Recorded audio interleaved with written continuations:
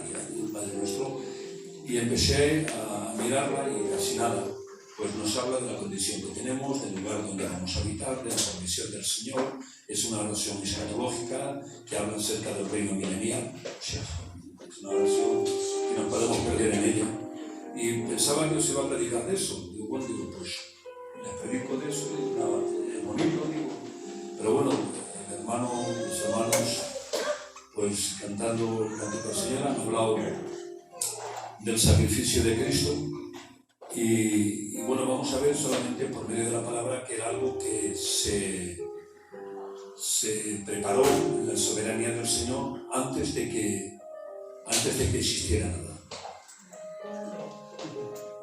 O sea, que no es un hecho que ocurrió por casualidad. Schaffer dice que cuando Cristo vino en Juan capítulo 1, verso 1, Schaffer es un buen teólogo, bueno, está con el Señor ya, pero a veces los hombres pues cometemos también pues interpretaciones un poquito equivocadas de la palabra, y él decía que cuando Cristo vino a la tierra, que vino ofreciendo el reino milenial, pero que por medio de que Israel no lo recibió, porque dice la palabra, dice que al principio era la palabra era con Dios, la palabra era Dios, la palabra se hizo carne y habitó entre nosotros, y vimos la gloria como del unigénito Hijo de Dios, ¿vale? Y ahora dice en el 12, eso, capítulo 1, Juan capítulo 1, verso 12, dice, a lo suyo vino, dice, pero los suyos no le recibieron. Y ahora dice Schaffer, como los suyos no le recibieron, dice, pues ahora Dios se saca un plan B. ¿Y cuál es el plan B? Dice, bueno, pues ahora Dios dice, me voy a hacer una iglesia. Pues no, eso no es verdad, ¿de acuerdo? La iglesia era un misterio, Efesios capítulo 3, verso 6, donde dice, os voy a hablar, Pablo dice, de un misterio, dice, un misterio escondido desde el principio de los tiempos, que no le fue revelado ni a los profetas, dice, ni a ningún hombre. Dice, ¿cuál es el misterio? Dice, que judíos y gentiles sean un solo pueblo. Hablando acerca de la iglesia del Señor. ¿Bien? Pero antes de todo esto tenía que ocurrir algo, y es lo que nosotros vamos esta tarde. Vosotros me dejéis, son las 8 menos cuarto, nada, a las 8:10, 20 minuticos, lo acabamos y lo vamos a tomar así muy por encima. Yo sé que a mi hermano Coque les gustan estos temas también. Yo me acuerdo cuando estaba aquí de pastor con vosotros y que a veces pues teníamos pues muchas conversaciones de doctrina, temas doctrinales, y bueno, pues seguimos igual, seguimos enamorados de la palabra y seguimos enamorados pues, de todo esto, ¿vale? Entonces, el texto que os voy a dar desde aquí, recuerdos de mi compañera para vosotras. Que se me iba a olvidar y luego llego a casa y me riñe. Le estás dicho, digo, no, eso. Pero claro, uno ya se va siendo mayor y ya me olvido de las cosas y ya está bien, nos olvidamos. Pero bueno, menos mal que tenemos al Espíritu Santo. Y se cumple una promesa a nosotros que dice, yo recordaré todas las cosas que tenéis. Bueno, Génesis capítulo 3, verso 15. Leemos en el nombre del Padre, del Hijo y del poder del Espíritu Santo. ¿Vale? Vosotros sabéis, el contexto de lo que vamos a leer es que vosotros sabéis que Dios ha creado a Adán y a Eva, están dentro del Edén. Eva tiene una conversación con una serpiente, ¿de acuerdo? Y la serpiente dice, Génesis capítulo 3, verso 15, donde dice, y pondré enemistad entre la simiente de la mujer y la simiente suya. Esta te herirá en la cabeza. A ver, gramaticalmente o naturalmente no sería correcta. Si fuerais hombres, que dice, si solamente fuerais hombres, pues os lo quitaría. Porque dice, y pondré enemistad entre ti y la mujer, y entre la simiente, en nuestra traducción de la Reina Valera de los 60, entre la simiente de la mujer, dice, y la simiente de la serpiente, tú lo morderás en el calcañar y él te pisará la cabeza. Pero hay un problema, porque la mujer no tiene simiente, sino que a la mujer se le engendra simiente. ¿De acuerdo? Pero bueno, nosotros lo tenemos así y entonces lo leemos así. Adán y Eva estaban dentro del Edén. Dios les dice, no comas del árbol, el hombre desobedece, la mujer el hombre transcurre en transgresión, la mujer es engañada. Eso cuando a veces decimos, la mujer es la más culpable, que no. Vosotras fuisteis engañada por culpa de que el pastor que había no os lo enseñó bien. Eso es una alegoría, alegorizamos, ¿vale? De acuerdo, el pastor en esa época era Adán y tenía que haber enseñado bien a la mujer, que es la iglesia, porque a la iglesia le tenemos que adoctrinar bien adoctrinada para que no entren doctrinas erróneas dentro de la iglesia. ¿Vale? Porque cuando entra una doctrina errónea, ¿de acuerdo? Pues rompe, ¿de acuerdo? Y no tenemos que permitirlo. Pero eso es una alegoría. Tenéis a un buen pastor, ¿de acuerdo? Es un hombre, que yo le diría que es un joven, ¿vale? Porque es como mi hijo, ¿de acuerdo? Nos apreciamos mucho porque estuve pastoreando, es una buena casa, son una buena familia. Y cuando estaba con ellos, pues la verdad es que yo disfrutaba con él. Y por eso pues hay esa amistad que el Señor crea, ¿de acuerdo? Entre gente limpia, entre hombres de Dios, que no hay cosa más bonita que un hombre limpio y que un siervo de Dios limpio. Amén. Y la mujer tiene esa conversación y ahora Dios los tiene que echar porque Dios es justicia, Dios es amor. Eso está claro, pero el amor de Dios se demuestra por medio de la justicia de Dios.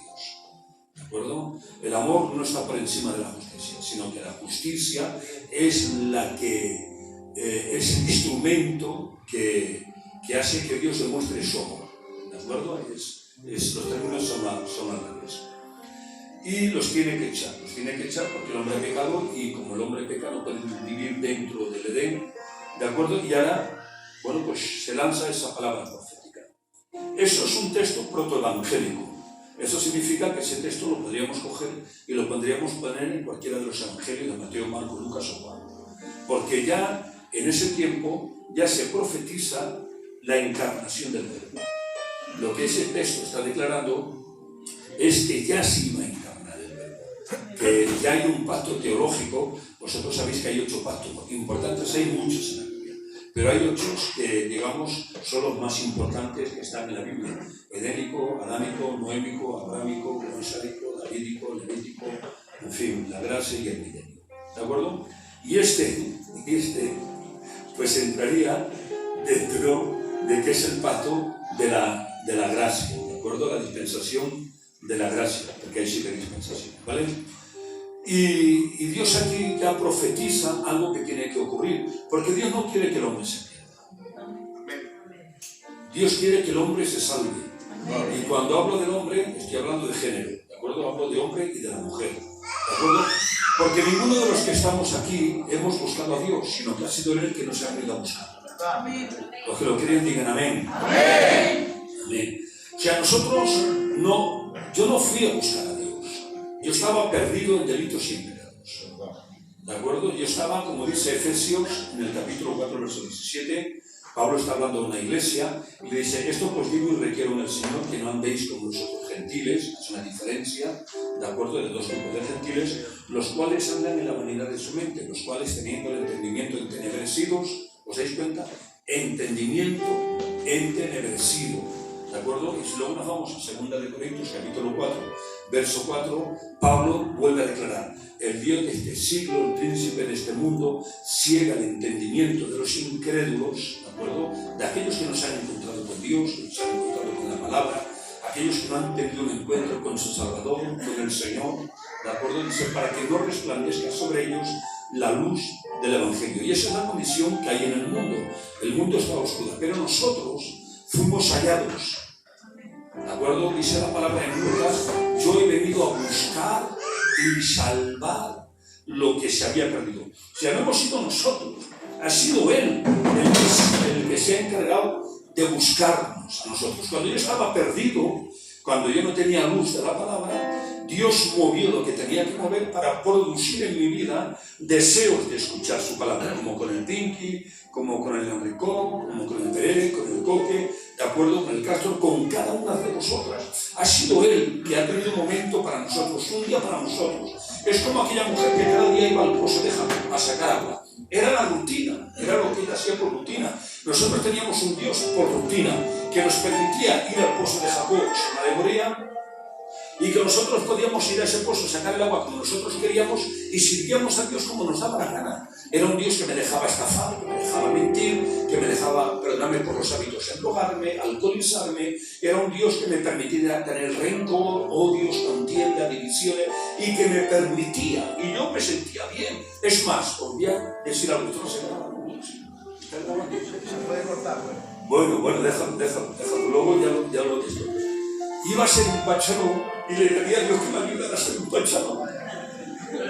Sí, le decía, Señor, ayúdame, hombre, que mira cómo lo estoy pasando. Me puedo hacer un pachanón. Y cuando se me salía bien, yo le decía, gracias, Señor, que me vas a ayudar a ser un pachanón. Claro, porque tenía el entendimiento entenebrecido, no tenía la luz de la palabra.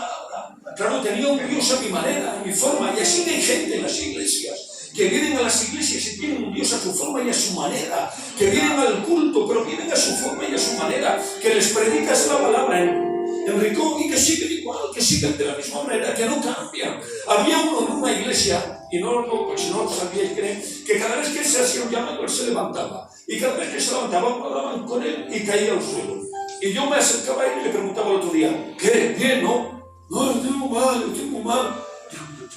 Digo, pero si ayer caíste, ¿cómo vuelves a estar mal? Y es que no se trata de caer, no se trata de estar en el coro, no se trata de ser candidato, no se trata de predicar la palabra, se trata de nacer de nuevo. Que los que le digan amén, su nombre. De eso se trata el Evangelio. Es de esto de lo que se trata. El Evangelio no se trata de venir al culto, que hay que venir al culto, porque dice la palabra, no dejen de congregaros como algunos tienen cultos. ¿De acuerdo? Porque el enemigo no quiere que tú vengas al culto, porque él sabe que si tú vienes al culto en un momento, el Señor cambia tu ruina y tu lamento en gozo. En un momento. Ahí estaba aquel malhechor, Pinky, en la cruz. Era un hombre pues, que su vida toda una ruina, de tal manera que lo clavan en la cruz, que era la peor muerte que pudiera haber. Pero en un momento, al lado del maestro,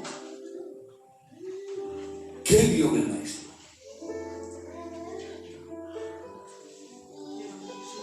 Yo a veces me vuelvo loco, porque dice, ¿quién ha querido Isaías 53? ¿Quién ha querido nuestro anuncio? ¿O sobre quién se ha manifestado el brazo de Jehová? Subirá cual renuevo delante de él, como raíces que resecan en parecer en él y hermosura. Le veremos más inatractivo para que le deseemos. Desechado y despreciado entre los hombres, varón de dolores, experimentado en el cadáver. Como que escondimos de ver el rostro, fue menospreciado y no nos quemamos. Atiende bien, el castigo de esta paz fue sobre él. Pero lo que me hace bien, y retrocedo un poquito para atrás, dice, le veremos más sin qué, sin fuerte, sin atractivo. Que no tenía atractivo. Todo su cuerpo era una pura llama. No había ni un centímetro de su cuerpo que no fuera una llama. Todo su cuerpo bañado en sangre. Siento Dios.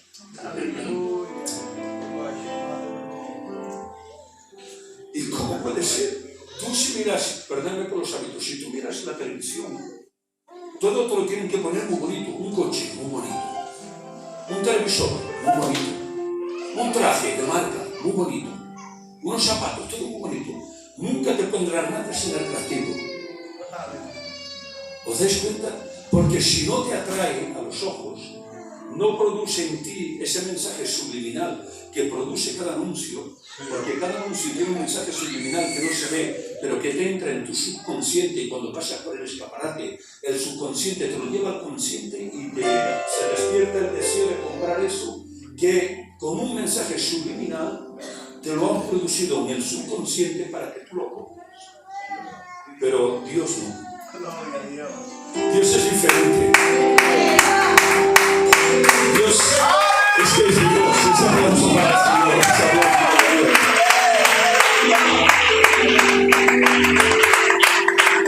Decimos amén para Dios.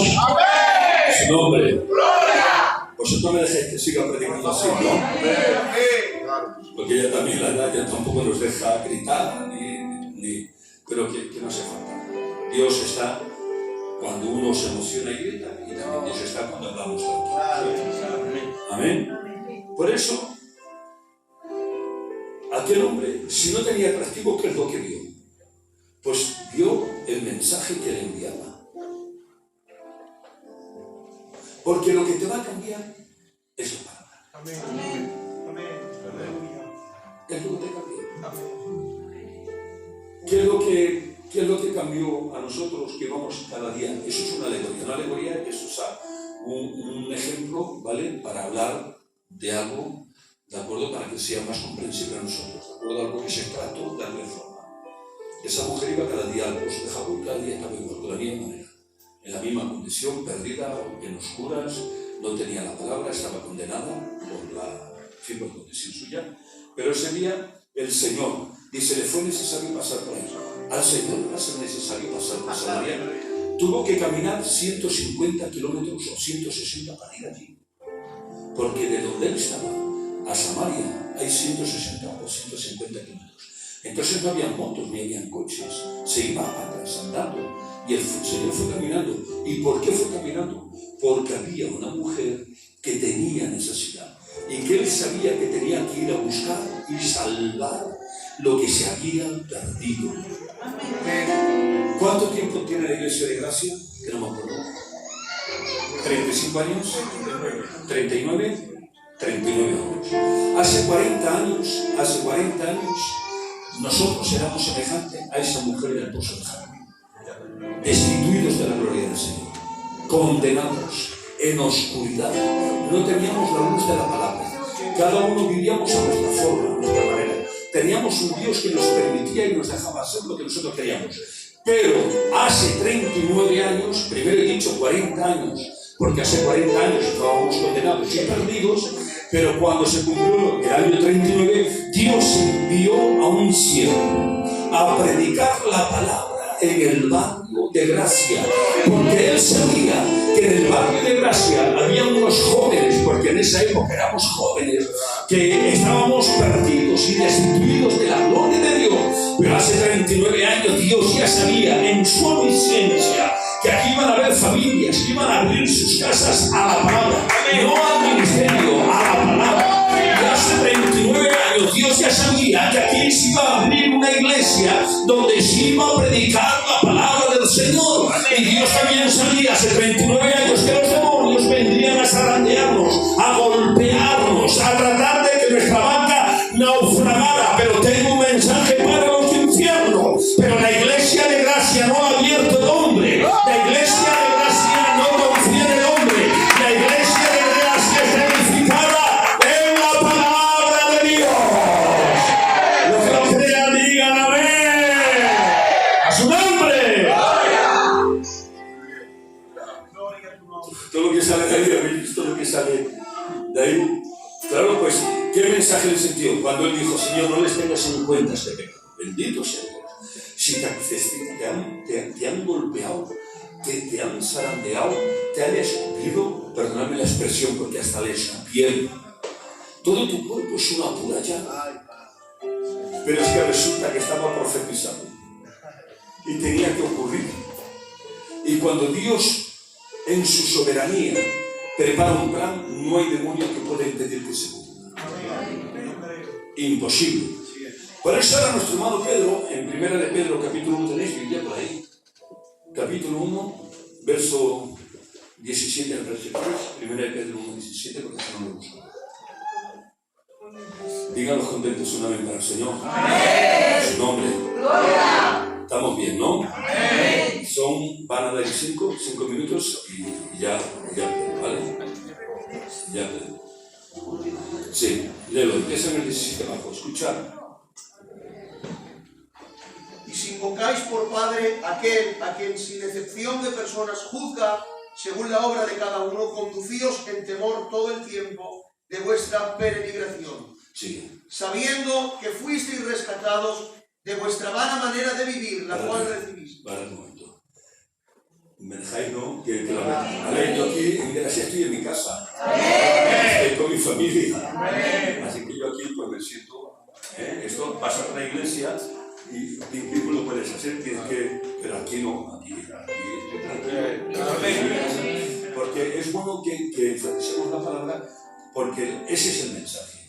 El mensaje es la palabra. Vuelve a leer el 17, escuchad bien.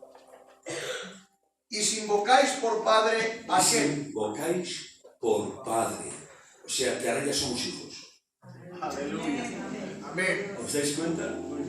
Ahora ya somos hijos. Ahora ya no somos extraños, somos hijos. Por eso dice la palabra, y ahora sigues, en Juan, capítulo 1, verso 2 en adelante, a los suyos vino, y los suyos, Enrico dice, no le recibieron. Dice, pero a todos que en él creyeron, dice, les fue dada potestad.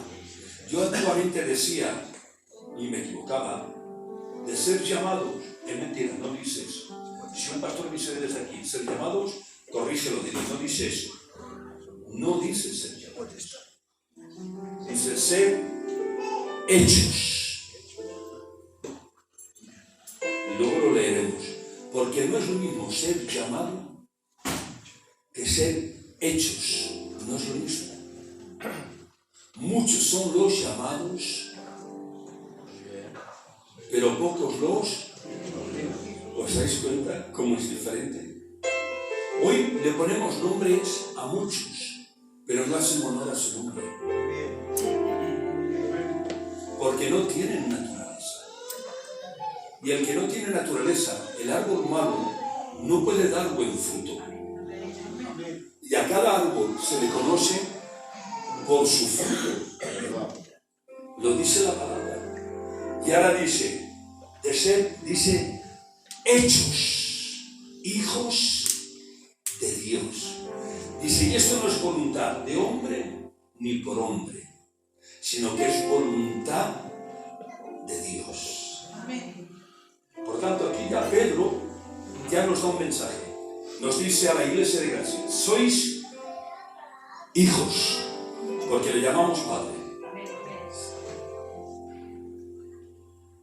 Que sin excepción de personas juzga según la obra de cada uno. Conducíos en temor todo el tiempo de vuestra peregrinación, sabiendo que fuisteis rescatados de vuestra vana manera de vivir, la cual recibisteis de vuestros padres, no con cosas corruptibles como oro o plata, sino con la sangre preciosa de Cristo, como de un cordero sin mancha y sin mancha. Sigue. Ya destinado desde antes de la fundación del mundo. Párate. Ya destinado, ¿qué ha dicho? ¿Desde cuándo? Desde antes de la fundación del mundo. ¿Te das cuenta? Lo que aquí Pedro, un pescador, un hombre del vulgo, sin conocimiento, sin escuela, que no estaba criado a los pies ni de Gamaliel ni de Gile, que eran los máximos catedráticos, que hoy les llamaríamos teólogos, los máximos teólogos, es como decir Samuel Pérez Millos o como decís Elvis Carballosa, ¿de acuerdo? Dos teólogos tremendos, pues en aquella época también lo sabían. Pues eran hombres que cuando cogían un discípulo y los criaban a sus pies, significaba que les enseñaban toda santa doctrina, pues eran hombres que cuando se ponían en un púlpito, Coque, tú lo sabes, pues eran hombres con un conocimiento tremendo, porque tenían que memorizar los 5 libros de la Torá desde pequeño. Cuando eran grandes, lo que es Génesis, Éxodo, Levítico, Deuteronomio, el número, ¿de acuerdo? Lo tenían que tener de memoria, no por versículos, porque no existían entonces los versículos, sino que eran totalmente, todos así sucesivos. Pero a lo que vamos, lo tenían que saber de memoria, pero Pedro no, de tal manera que cuando Pedro es llevado delante del Sanedrín, porque no quieren que predique la palabra del Señor, porque con el primer mensaje que predica Pedro, Hechos capítulo 2, se convierten 5.000 personas, quedan atónitos, y si ven como todo el mundo se van detrás de los discípulos del maestro, y aquellos le quieren prohibir que predique la palabra. Y entonces se lo quedan mirando y le dicen, pero a ver, Pedro, ¿qué es lo que pasa? ¿Cómo? Y ahora dice la palabra que Pedro les empieza a predicar a ellos, y les predica desde Abraham hasta Cristo, toda la genealogía, y les empieza a predicar. Quedan atónitos, quedan pasmados, lo hacen salir fuera y se preguntan entre ellos, pero ¿cómo siendo del vulgo, estaba diciendo, cómo siendo pescador, sin ir al colegio, sin tener estudios, sin estar criado a los pies de un teólogo, tiene ese conocimiento, tiene esa fraseología, tiene esa exposición de la palabra y tiene esa autoridad predicando la palabra. Claro, ¿por qué no lo podían entender? Porque ellos no estaban en Efesios capítulo 1, verso 18. Léelo, por favor. Efesios capítulo 1, verso 18. Y ya lo iremos dejando. ¿Estamos bien? ¡Amén! ¿Os está gustando la palabrita del Señor? ¡Amén! Mirad lo que dice. Efesios 1, 18. Alumbrando los ojos de vuestro entendimiento, para que sepáis cuál es la esperanza a que Él os ha llamado. Padre, ¿no os dais cuenta lo que dice la palabra?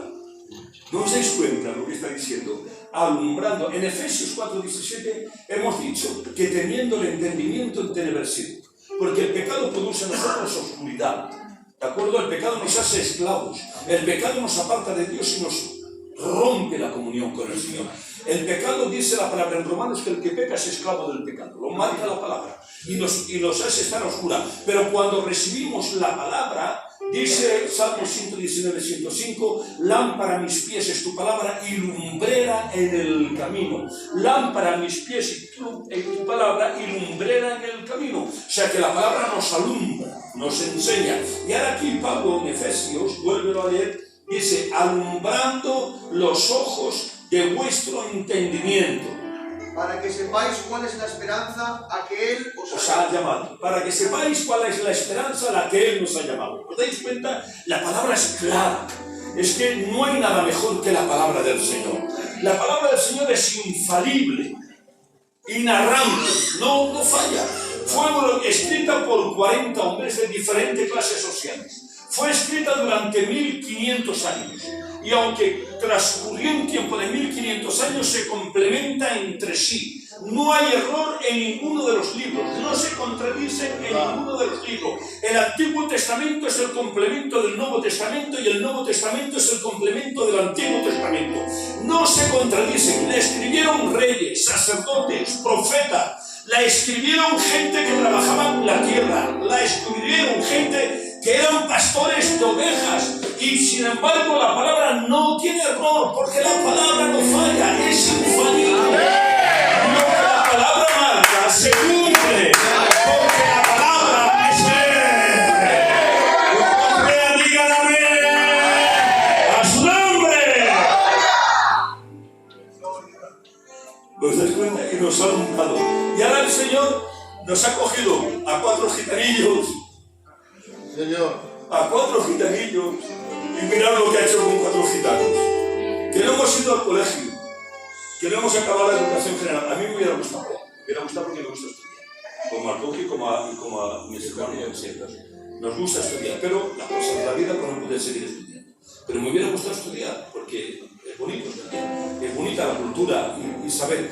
Pero resulta que para esto no valen los talentos humanos.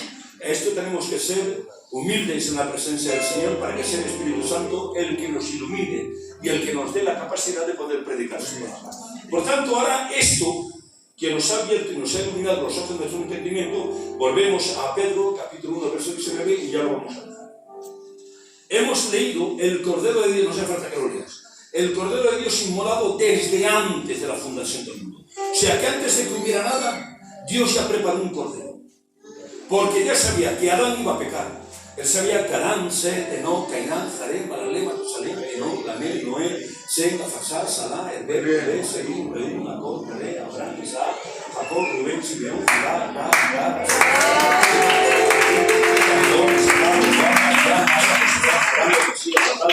Amasías, Usías, Ezequías, Joaquín, Sedequías, Macabeo, Ptolomeo, Salón, Eleazar, Finés, Alisúa, Bus, Genús, Aurora, y todo, en fin, todos esos. Él sabía que iban a pecar, sabía que el hombre iba a pecar. Antes de que hubiera Sol, Júpiter, Saturno, Urano, Neptuno, Plutón, Venus, Marte, antes de que la Tierra tuviera los dos movimientos, rotación y traslación, antes de que salieran las estrellas, antes de que hubieran los 5 continentes, antes de que hubieran los 5 océanos, Dios ya preparó un pacto teológico en el cielo, porque es lo que íbamos a necesitar.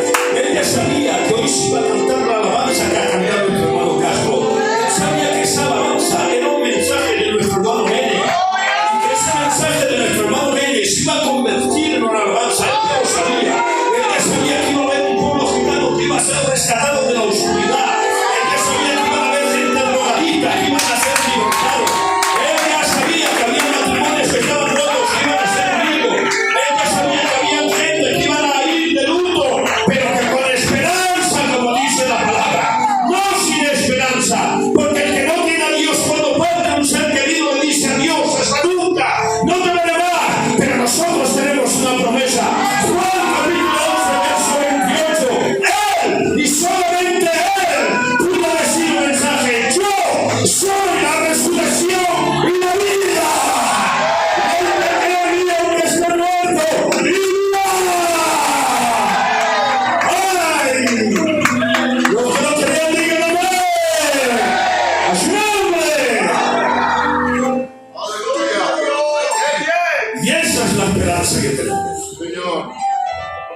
Porque Él ya lo tenía preparado. Todo. Y Él no falla. No falla. Tú quieres que podamos, que te lo muestro por la palabra, que podamos demostrar por la palabra, pues, unos muestras como perdón, como decimos nosotros. Dice Enoch, el octavo de Adán, caminó con Dios. ¿Y qué? Y fue traspuesto. ¿Quieres otra muestra? Dice, y se llevó el Señor a Pedro, Jacobo y Juan al monte de la transfiguración. Dice, y cuando se transfiguró, ¿a quién vieron? A Moisés y a Elías. ¿Te das cuenta? Eso es por si alguna vez el enemigo te quiere meter un dardo en la mente y te quiere poner dudas. Recuérdate, en el monte de la transfiguración, Moisés y Elías. Y al principio de la creación, el octavo de la genealogía de Adán, Enoch caminó con Dios y fue traspuesto. Y eso es lo que somos nosotros. Somos prototipo de Enoch. Estamos caminando con el Señor. Y va a llegar un día, como dice 1 Corintios capítulo 15, donde ahí marca el orden de las resurrecciones. Cristo, las primicias, porque Él tenía que ser el primogénito de los muertos y el primogénito de la resurrección. Y tú me dirás, ¿y por qué el primogénito de los muertos? Porque hasta ahí en Jericó todos los que morían estaban sujetos a la esclavitud y al yugo de la muerte, porque ninguno podía derrotar a la muerte, porque todos eran pecadores. Tenía que venir uno que tenía que ser el Cordero, como hemos cantado antes. Era cantado un sacerdote diferente al de Aarón, porque Aarón venía de la tribu de Aarón, eran aaronistas, o de la tribu de los levitas, eran levitas, pero jamás, dice el autor de Hebreos, se dijo nada en cuanto a la tribu de Judá. Pero resulta que hay un misterio, porque Abraham, cuando vino de la guerra de libertar a su sobrino Noé, dice que se le presentó delante el rey de Melquisedec, sin genealogía, sin principio y sin final. Ay. Y ahora dice la escritura, y le ofreció diezmos, y ofreciéndole diezmos, marca la palabra, que ya le estaba ofreciendo diezmos por Aarón, porque Aarón necesitaba que se ofrecieran diezmos por ellos, porque venían por un sacerdocio arónico de hombre. Pero sin embargo el autor de Hebreos dice, pero Cristo no. ¿Cuándo se habló de que de la tribu de Judá tendría que venir un sacerdote? Era imposible. Podían venir reyes, podían venir profetas, pero nunca podían venir reyes. Pero ahora dice el autor de Hebreos, dice, pero es que resulta que Cristo no viene bajo el sacerdocio arónico, porque si hubiera venido sobre ese sacerdocio hubiera estado limitado, dice, sino que Él viene sobre el sacerdocio de Melquisedec. Por eso un sacerdote para siempre, un cordero para siempre, una expiación para siempre, una propiciación para siempre, una redención para siempre. Él pudo derrotar la muerte. Por eso estaba escrito en Oseas capítulo 13, verso 14, donde dice, del Señor los redimiré, de la muerte los libraré. Muerte, ya dice el yo seré tu muerte. Y ahora en 1 Corintios capítulo 15, Pablo dice, diciendo Cristo, muerte, muéstrame tu aguijón, sepulcro, muéstrame tu victoria, muerte, yo seré tu muerte. Y ahora dice la palabra, y al tercer día, como Cristo profetizó, la tierra tembló, la tierra se movió, y Cristo resucitó. Y vamos a vernos a ver a su nombre.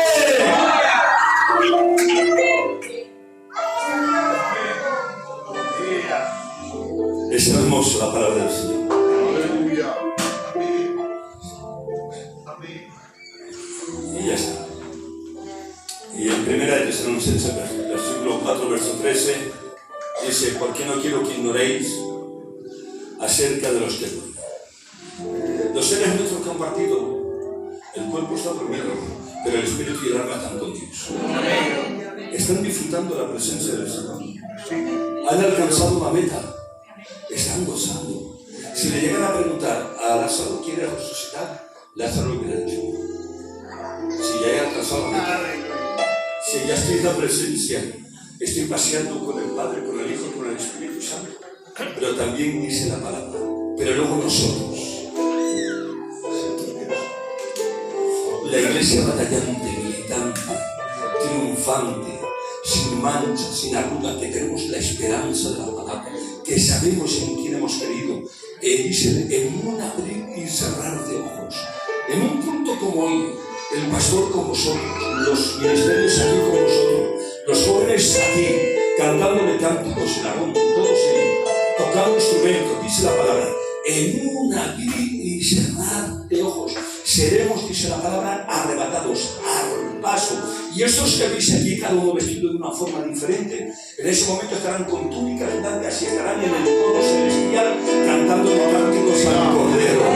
Pero no nosotros, los ministerios, que hemos sido fieles, que hemos continuado predicando la palabra, que no hemos retrocedido, que seguimos teniendo el gozo y la fe de predicar la palabra, seremos arrebatados. Pero tú también serás arrebatada y te encontrarás con tu ser querido que te está esperando, que él ya ha alcanzado la meta, que él ya está en la presencia de